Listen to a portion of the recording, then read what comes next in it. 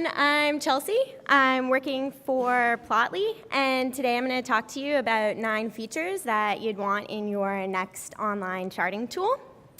So if you download the slides, I have hidden some contact information in this graph here, and also throughout the slides, I have some links. So every underlined title links you to the documentation of that topic if you want to learn a little bit more about a feature that I'm talking about.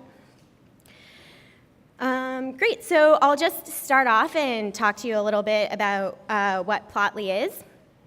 So we have Plotly.js, which is built on top of D3.js and StackGL. And this is our main open source charting library. And so basically it contains everything that we do with Plotly. And we have over 20 chart types built in here, and that includes 2D and 3D. We have maps as well. So we have a big variety there. And then we also have some APIs. So if you're scripting, we have Python, R, MATLAB, Julia. So you can use Plotly via those. Then we also have an online workspace. So this is a graphical user interface, and this is targeted mostly for people that aren't scripting. So we wanted to make the tool more accessible so pretty much anyone can jump in and start using Plotly right away. And so today I'll just be talking about features related to our online workspace. So just give this a second. So I've listed out my features in this graph here, and I just want to let you know that the y-axis doesn't mean anything, so they're not more important or less important if they're higher or lower, but I just wanted to group them.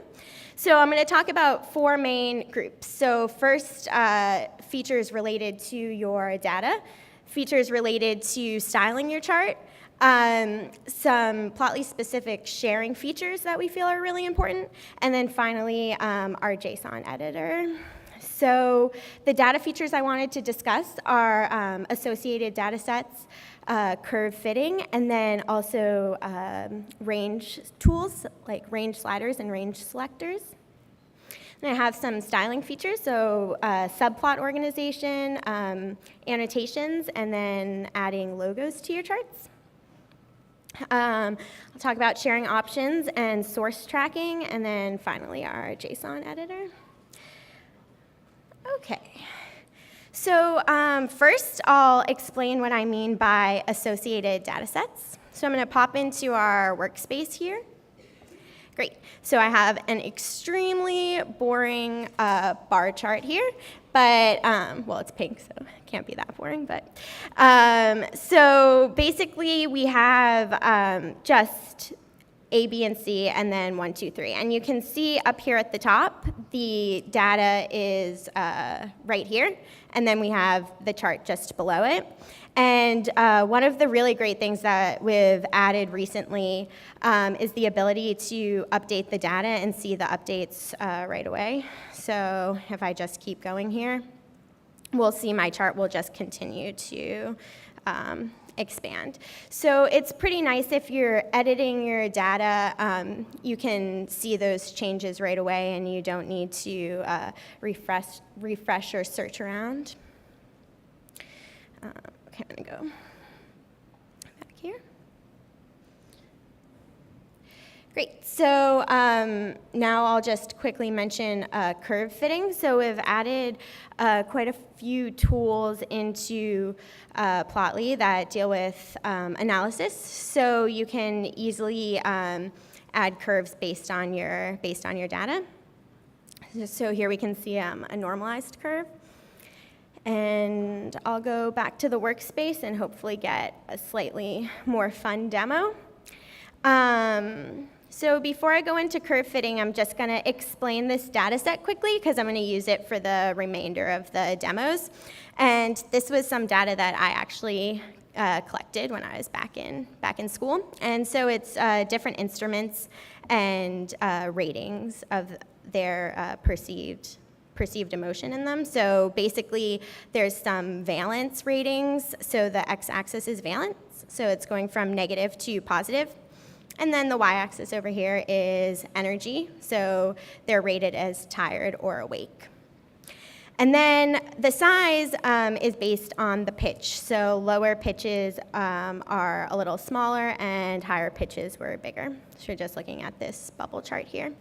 So if I just want to go in and look at the line of best fit, for example, I'm going to come down and go to this analysis tab that we have.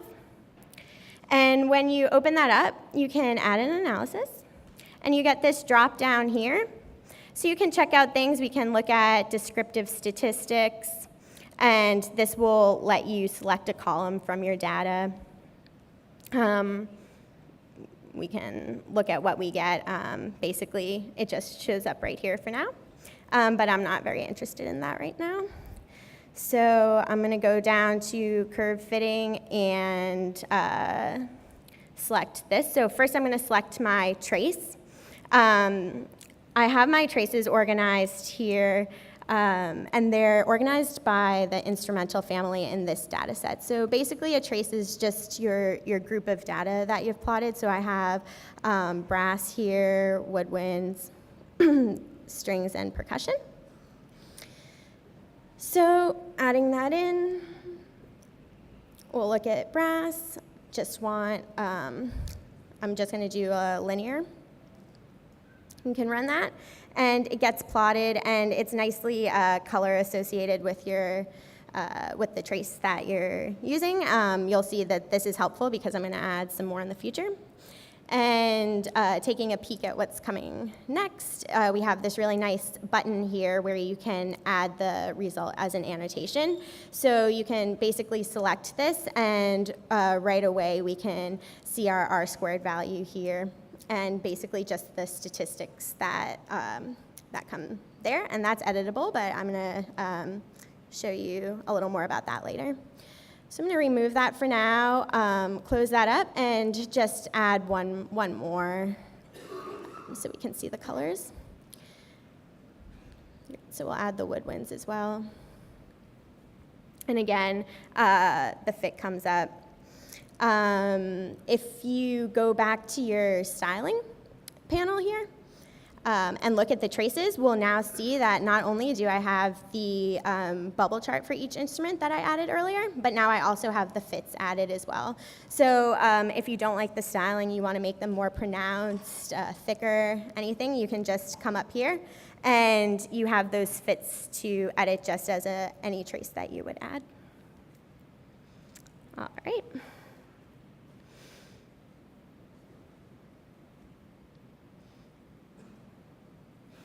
Okay, another pretty new feature that we've added recently is range sliders and range selectors.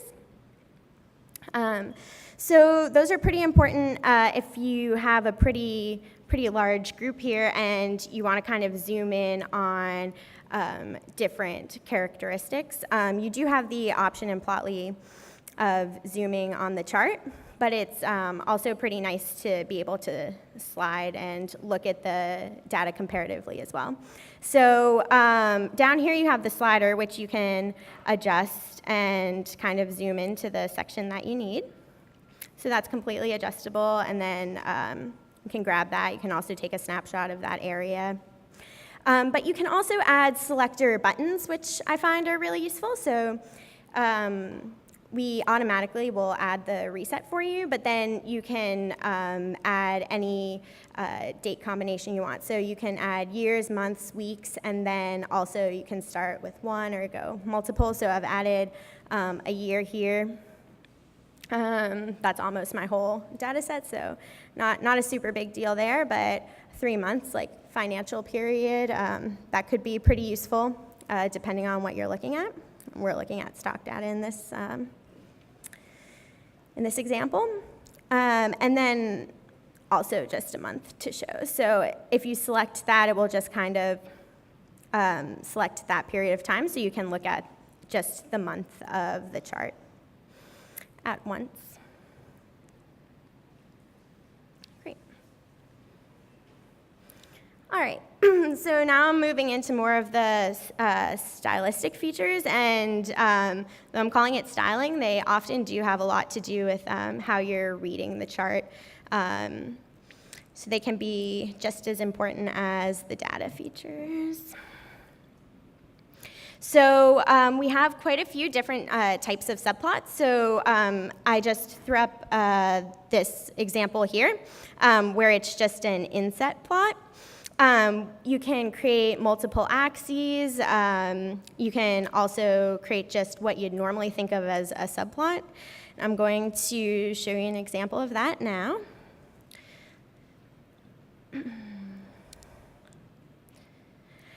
Okay, so we're going to be looking at this same graph. So up here, just in our Create tab, and I've created these 4 traces, and I want to separate them so they're each in their own subplot. So I'll kind of use the brass as a base. So now I'm going to add the woodwinds. So basically, you can select this subplot and multiple axes tool that we have here, and you'll get these options dropping down. So like I mentioned, you can create the inset, you can go stacked or side by side, then you can also do shared axes as well. So here, maybe I'll just move the woodwind so it's side by side. Okay. Great, so now that one's separated off over there. And I'll continue to do that. So the first thing I'm going to do is just label this. And that's going to make it a little easier when we select the axes to base the next move off of.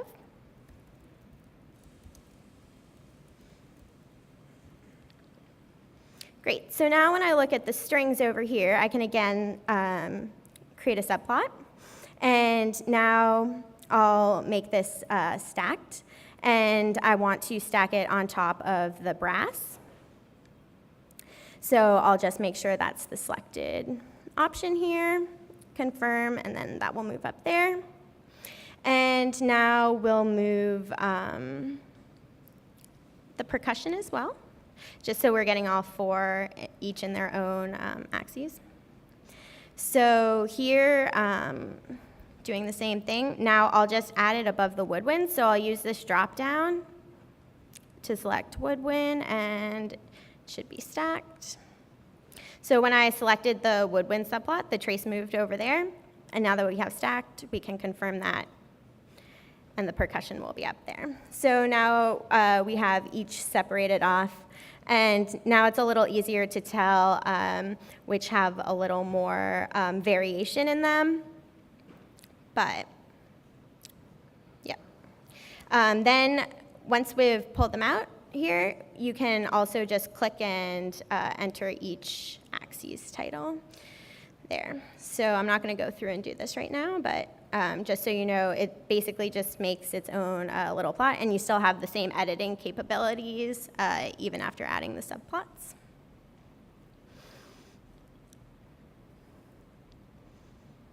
Okay. So I think I'll talk about annotations, and I'm super excited for this one because this is my favorite, my absolute favorite thing to demo.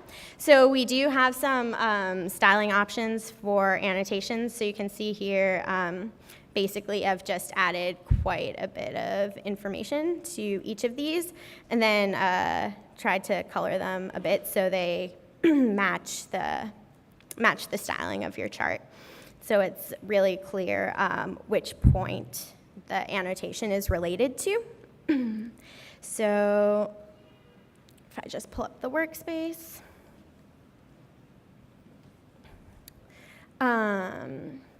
Great, so our annotations, you come over to the style panel, and we call them notes in the workspace. And again, we have this familiar plus button. when you select that, you have quite a few different types of annotations that you can add here. And my favorite is the automatically positioned labels.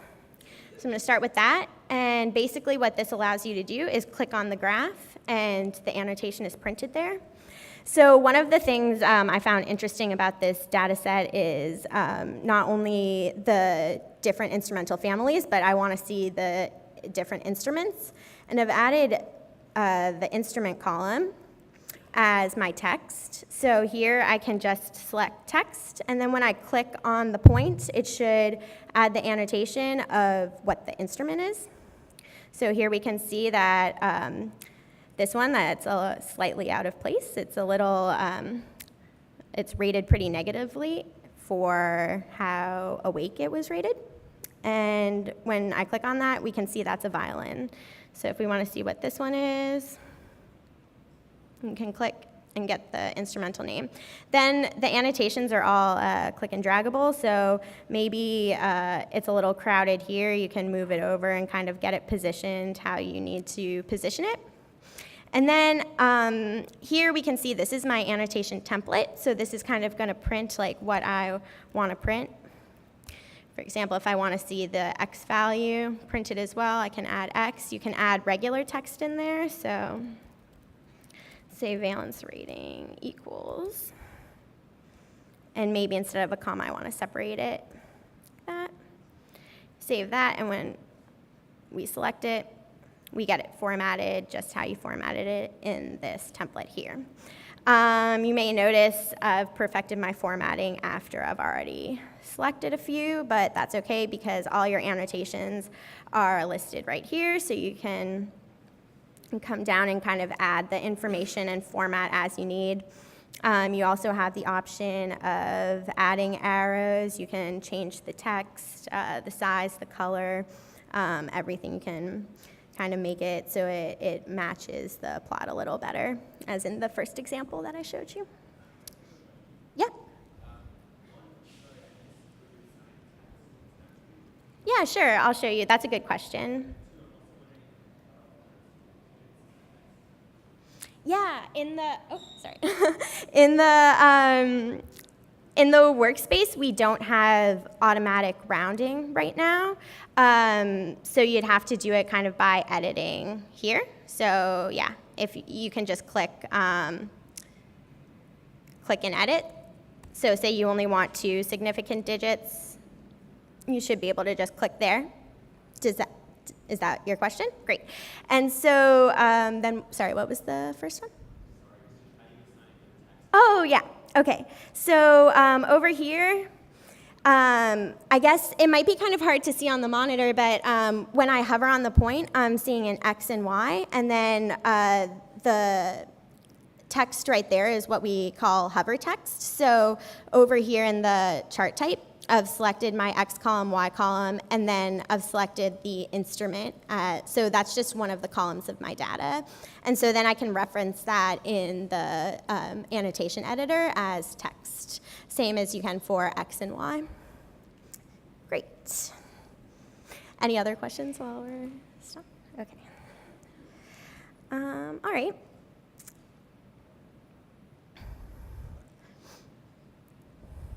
Okay, so a really big branding request we got a lot was to be able to add images and logos, and I think our teams had a lot of fun with this one, putting a lot of like cat pictures behind the charts and stuff, but it can be a really useful feature as well, and it really helps out a lot with branding. So though it's super fun to add background images to the charts, typically the use case is to add logos. So this is one of my favorite examples.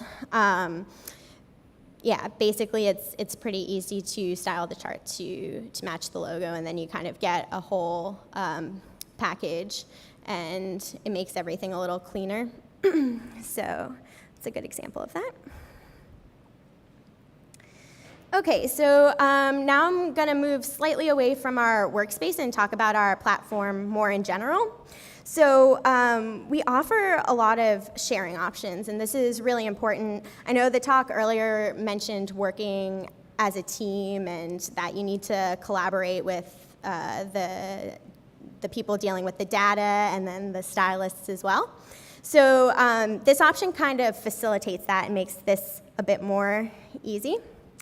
So I'll show you this in the workspace, but just to take a quick look at some screenshots, we allow you, when you select our share modal, you first get a shareable link right away. So really quickly, you can copy that link, send it to someone, and they're linked to your graph, which they can then open in our workspace and get that same view that you had of seeing your plot and your data together. We also allow you to add collaborators, so this is a little more in tune with what I had just mentioned about working as a team, because you can kind of just team up and then you all get to work on the same chart together. And then finally, we have an embed tab there as well. So this kind of lets you embed your graphs pretty easily. And so we have an HTML and an iframe option there. Okay, so now I'll just quickly mention our source tracking feature. So again, we have a sources tab, and this allows you to see, once this graph loads, you can see I've copied a little image of our sources tab here. I'm going to pull that up and show you what it looks like a little more. So you have your graph, and then that graph has an associated sources tracking. And this allows you to kind of see who's worked on what and then who's forked your graph. So if you've created a graph and it's being worked on by other people, you can kind of check that out. So if I come back to the tab here. So again, here we have like the plot, the data, and then the sources, which are right here. And you can see my colleague Etienne was working on this graph. And then Chris copied it. And then a lot of people copied it from him. So it looks like Chris was a little more popular, but sadly enough, we can still give the credit to Etienne for this one. Okay,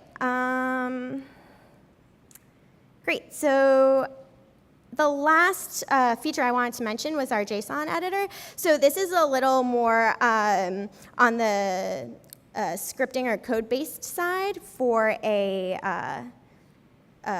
GUI, for what I was talking about. But it was a highly requested feature, and I think it's pretty useful, especially for new users who would like to get their feet wet with scripting, but are still more comfortable working with the interface. So in our old version, we did have a place where you could view the JSON, but you couldn't edit it. So it was really exciting when we did allow users to edit it. So just over here, I've come down to this JSON tab. You can see I have just my graph here.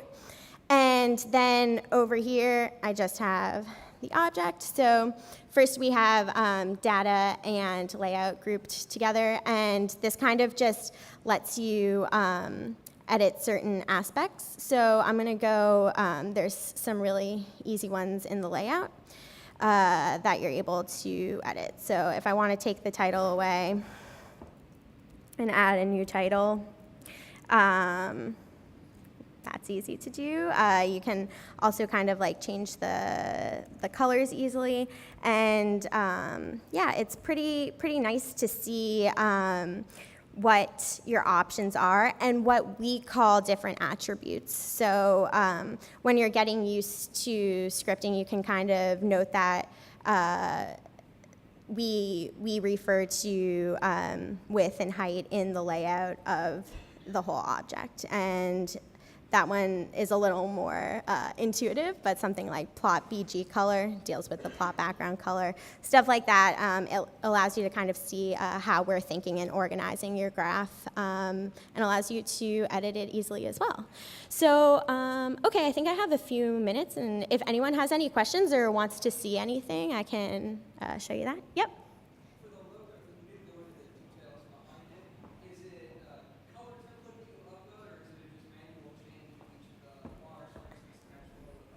Yeah, the logo, no, it's just, you're just adding the PNG. And then it's up to you to kind of edit the graph to match that. So the colors are kind of how they are in your image, and then you can change the graphing colors. Are there any plans to have a general template that can apply to all of your charts with the sort of branding scheme? Yeah, so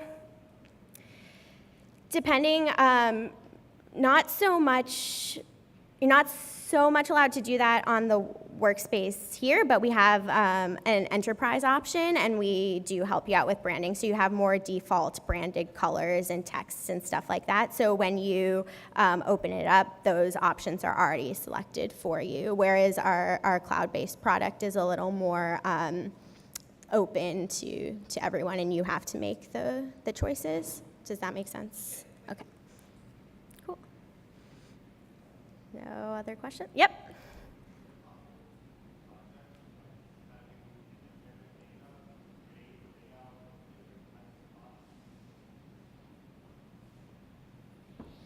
Yeah, so you can create multiple plots from the same data set.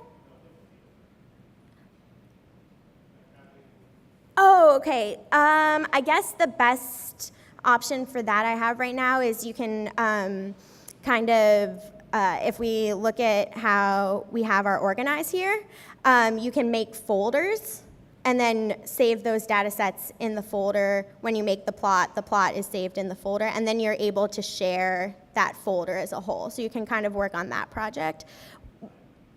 Sorry?